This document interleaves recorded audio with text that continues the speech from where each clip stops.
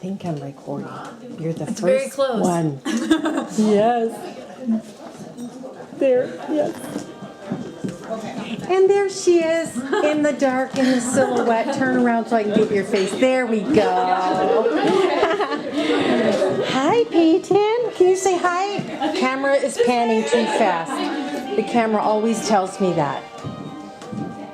These are cute. What are these? They're strawberry shortcakes. It's expanded. Just a little bit, yeah. There's a few cheese balls left. We were And trying to guess what type of cheese was in it. It's really oh, good. that's the one Vanessa made, so I'm not sure.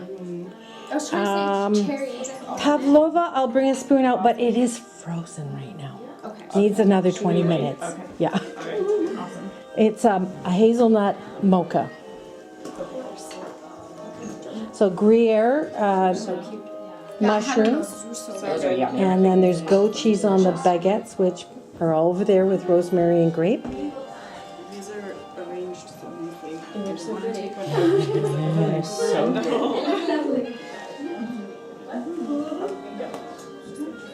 So there's 2 pots of tea here, and here's your water. I said that she was going to get water, but I don't know if she And was. Here's that photo, and Oh, the baby, right? She still has 8 weeks to go. like, oh my goodness, but the rest of her she was just like, okay, we're doing a. I have no idea. Curtis is? Yeah, I was gonna say. So there's a pavlova out there, but it's frozen still. So give it 15 minutes. Oh, can't wait. My favorite. Hazelnut and mocha. Even better. So, and Shireen, what's the seasoning on the popcorn? These look like hydrangeas. Like, tell me the difference between these and those. They're hiding. There they are. Isn't that popcorn back there? And let me just get the guys in here. And cheers to you all. Cheers. Cheers. And look at Parker. He's poop. Poop Parker. Hi. I'm glad you're sleeping. Yeah, in Toronto, all the roads are a kilometer apart. Oh, I got that. Oh. So you have to cross it out. You have to say anybody else? Anybody else? Yeah. Well, I put bridegroom. Bridegroom. Does anybody else have bridegroom? Or No. bobby pins? Oh, Bobby Pins is good. Have Bride? bouquet. Barrettes, okay. Bra. Okay. Yeah, okay. Unless- Bra doesn't count. Beads? Beads? Bridesmaids. Oh. Yeah. Our ring. Ring. I put bride. I put groom. How about rest? I put ID. So then it doesn't count. Ice cream. Yeah. On her wedding day. I said ice. The green one.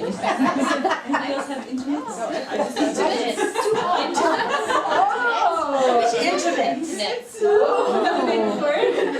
So ice is that? With that accomplished, she called Mr. Wright and left him a message to call her right back.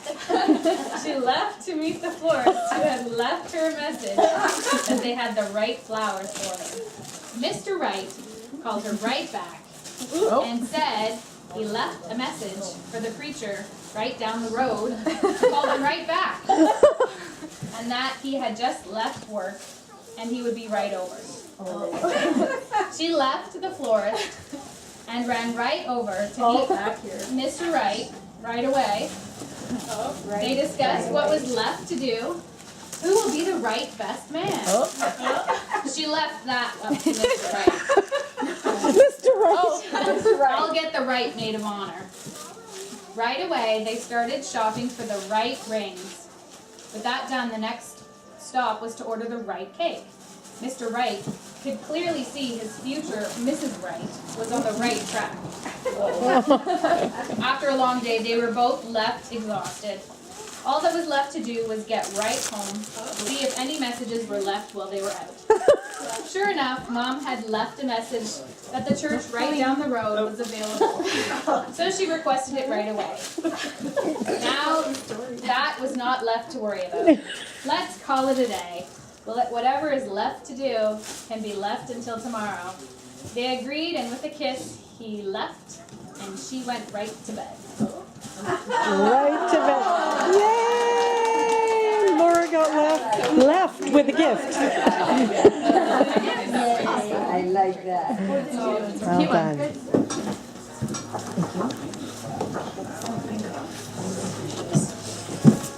Laura, I know that I'm meeting you for the very first time, but I have known Kevin for a very long time because I met his parents and all these friends here at Rexdale before he was born.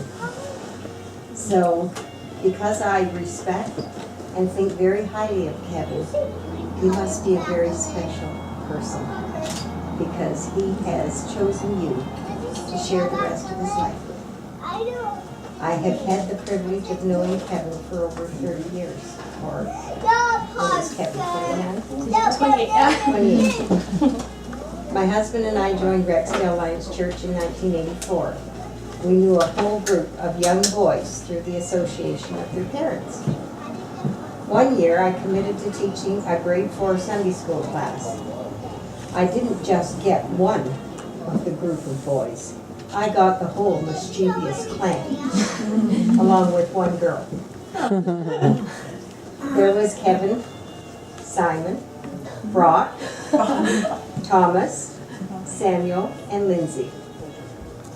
And I had a gentleman there, Bert Steenhorst, who worked with me with the Sunday school kids. Now these boys had been friends through the church for many years. And because their parents were so involved at the church, they were well versed in scripture. And there were times I felt they knew more than I did, as I was a fairly new Christian. I had a real revelation during a mission week. All the children were in a circle with one person in the middle. And that person had a great big soft ball, and it was a globe of the world. The person in the middle would throw the ball to someone in the circle, and the one that caught it would pray for the country that his right hand was on. It blew me away to hear 6 to 9-year-olds praying so knowingly for missionaries. It was at that point that I realized I was not just there doing a job, but that God had given me the privilege of investing in these young lives, and it changed my whole perspective on teaching. So I remember vividly one Easter morning when I thought it would be a nice treat for the class to bring some chocolate. So I brought a large bag of those foil-wrapped Easter eggs. I guess they'd already loaded up on sugar before they arrived, because the lesson that day was full of distraction, interruption, and mischief. When the class was finished, I asked the question, "Do you think you deserve a reward for your behavior this morning?" The answer was no, because we were rude and not very nice. And at that very moment, the Lord said to me, "You didn't deserve what I did for you either, but I did it anyway because I love you so much." So I turned around and I said back to the class, I told them the message the Lord had given me, and they all indulged in the chocolate. I'm sure much to their parents. I think they honestly knew how very much I really loved and cared for those boys, and the one little girl. My husband and I had a birthday party for them at the end of the season. We went bowling, and then home to eat and watch a movie. There are some pictures here, which I'll leave to show you. I brought them for Kevin for his memoirs. There are some pictures here which bring back some very precious memories.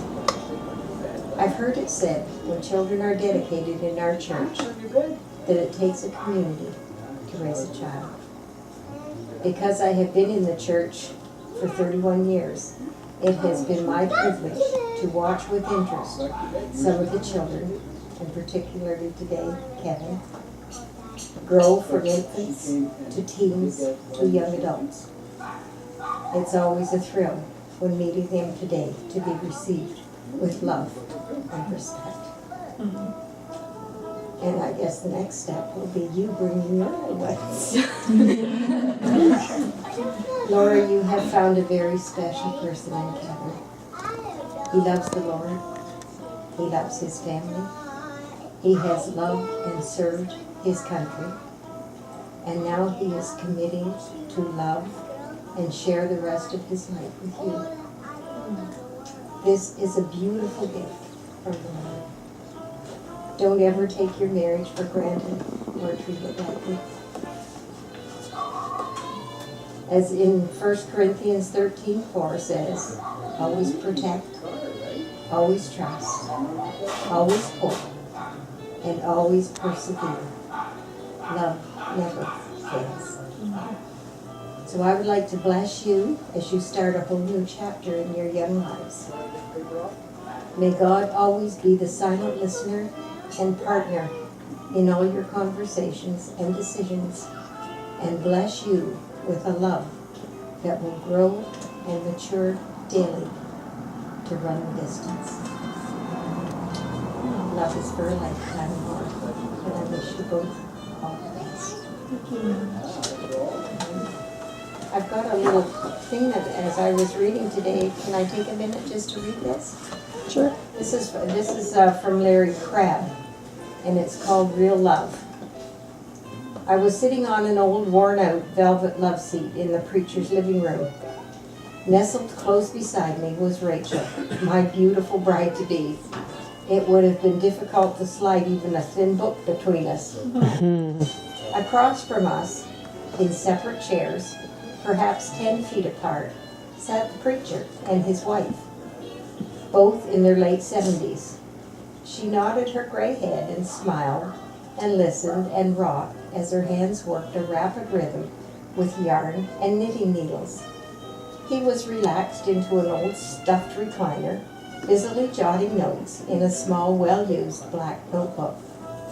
As we discussed the details of our wedding ceremony, I found myself watching the old couple, not as a preacher and a preacher's wife, but as a husband and wife. And suddenly something struck me. Those two, sitting in separate chairs, with more than 3 yards between them, conveyed more love with a single meeting of their eyes than my fiancé and I were exchanging with all our snuggling and grinning and whispering endearments. I still remember thinking, how do we get from here to there? From where we are in our eager young love to where they are in their loving maturity. Marriage is a stage on which real love, the kind the Apostle Paul described as the greatest virtue, can be enacted for the world to see. The kind of love that enables us to endure